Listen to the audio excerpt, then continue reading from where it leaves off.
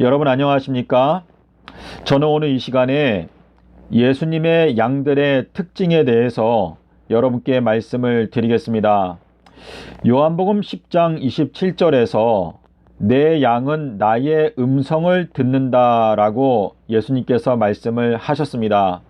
그러므로 예수님의 양으로 선택을 받기 원한다면 예수님께서 말씀하신 단 한마디의 말씀이라도 그 말씀을 잘 듣고 경청하고자 하는 마음의 자세가 필요한 것입니다.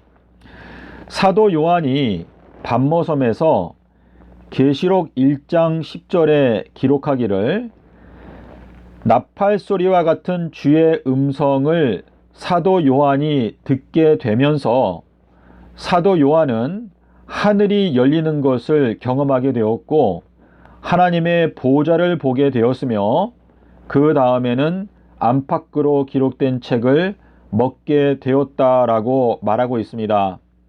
계시록 4장 1절과 2절에서 처음에 내게 말하던 나팔 소리와 같은 그 음성이 가로되 올라오라 라고 말할 때 하늘의 그 열린 문을 통해서 하나님의 보좌를 보게 되었고 계시록 10장에 가서 안팎으로 기록된 책을 먹게 되었습니다.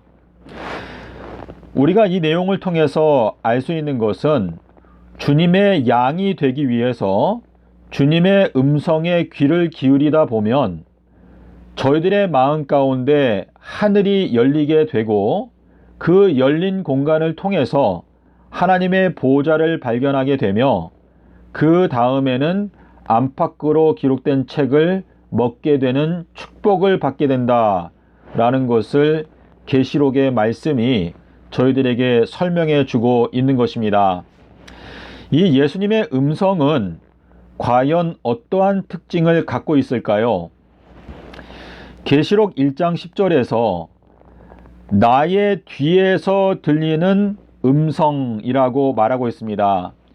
여기에서 말씀하시는 나의 뒤에서라고 하는 이 표현은 마태복음 3장 11절에 똑같은 헬라어 단어로서 기록되고 있는데 침례 요한이 말하기를 나의 뒤에서 오는 분은 나보다 강력하시기 때문에 그분께서 성령과 불로 침례를 주실 것이다 라고 말하고 있습니다.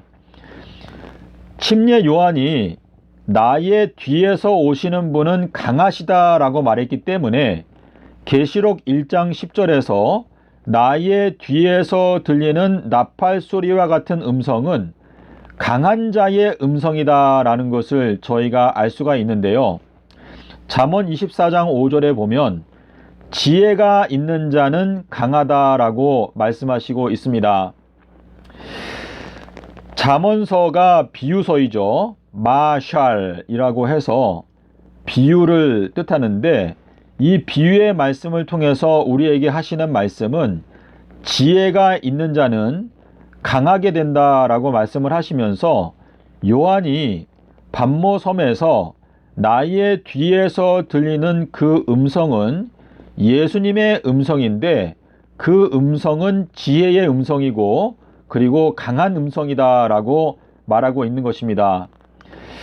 그 나팔 소리와 같은 음성, 마태복음 24장 31절에 보면 저가 큰 나팔 소리와 함께 자기의 천사들을 보내리니 사방에서 그 택하신 자들을 모은다 라고 말할 때 그 나팔 소리는 바로 요한이 들었던 강한 자의 음성, 지혜의 음성을 말하는 것입니다.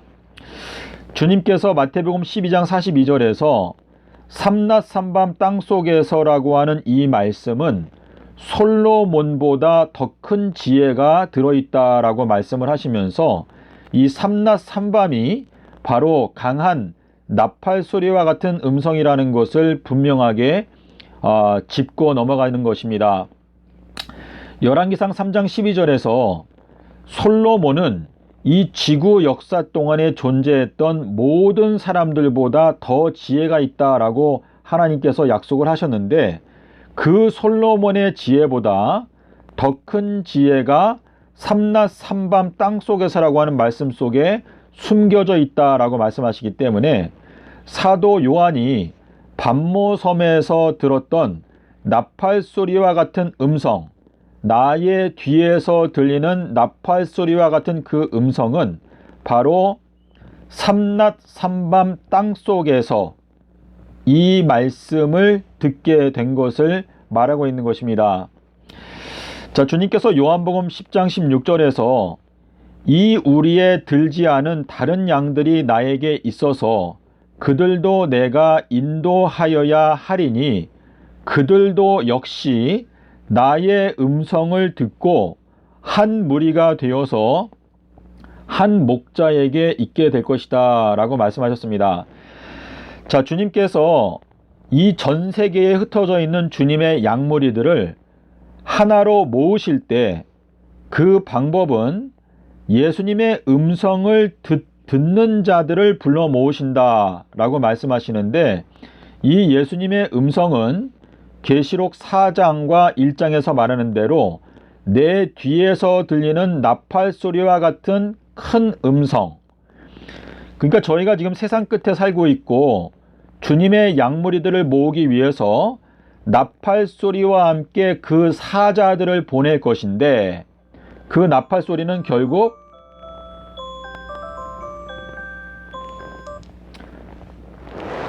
예수님의 지혜의 음성, 강한 자의 음성을 나타낸다는 것을 저희가 알 수가 있는 것입니다. 주님께서 이 한 목자 아래 있게 될 것이다 라고 말씀을 하셨는데, 요한복음 21장 16절에 보시면 요나의 아들이 목자라고 주님께서 말씀을 하셨습니다.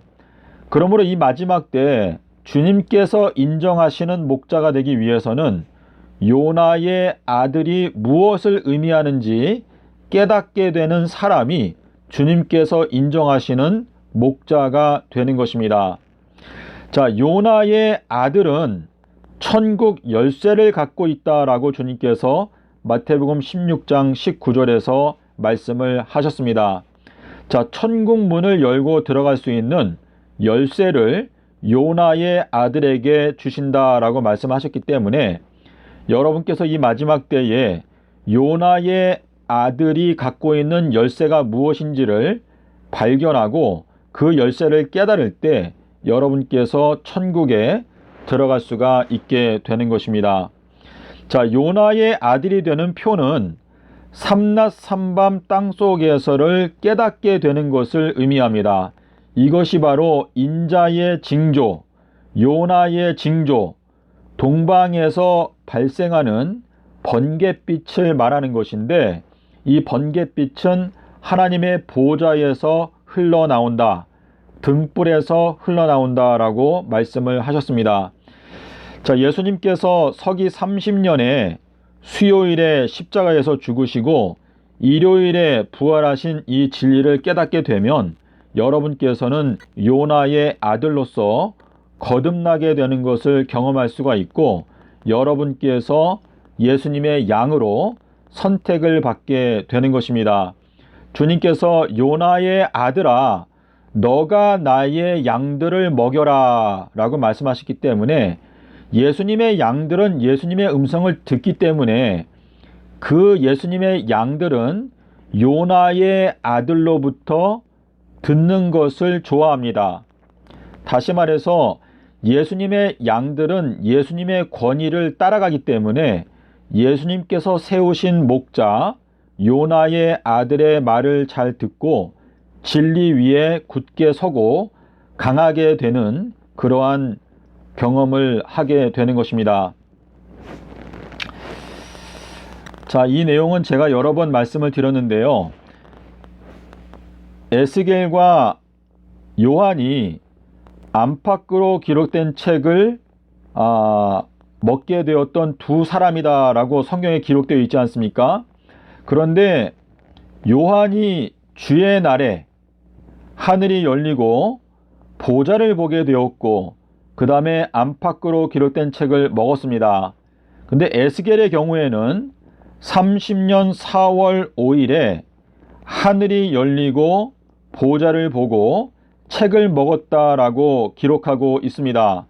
자, 그러므로 이 마지막 시대에 안팎으로 기록된 책을 먹는 사람들은 주님의 음성을 듣고 주의 날이 30년 4월 5일이라는 것을 깨닫게 되면서 하늘이 열리는 것을 경험하고 하나님의 보좌를 보게 되며 그 다음에 안팎으로 기록된 책을 먹게 되는 것입니다. 그래서 여러분께서 오늘 예수님의 양들의 특징에 대해서 말씀을 드렸는데요. 예수님의 양이 된다라고 하는 것은 예수님의 음성을 듣는 것이며 하늘이 열리고 보좌를 발견하고, 자, 보좌는 보름달이라고 말씀을 드렸습니다.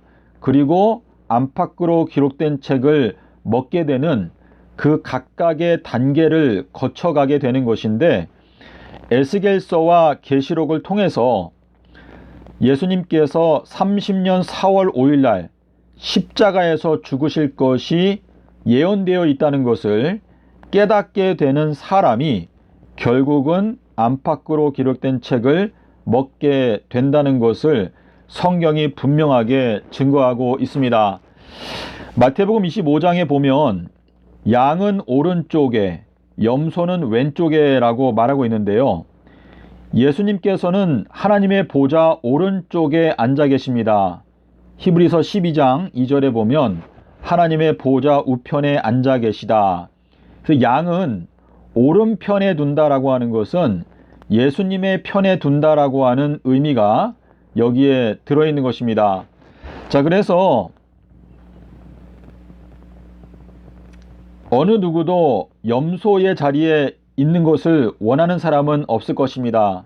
다만 우리가 주님의 음성을 부주의하게 듣고 그 음성을 무시하고 자꾸 거절하다 보면 나도 모르는 사이에 염소의 편에 서게 되는 것을 이제 발견하게 되는 것인데, 여러분께서 예수님의 말씀이라면 단 한마디도 놓치지 않고 경청하고자 하는 마음으로 이 예수님의 음성에 귀를 기울인다면 예수님의 양으로 거듭날 수가 있고, 요나의 아들이 누구인지도 여러분의 눈에 보이게 될 것이고, 14만 4천인들이 한 무리로 모일 때에 여러분들도 그 모임에 참석할 수 있도록 주님께서 인도하실 것이다 라는 것을 저희가 확신할 수가 있는 것입니다.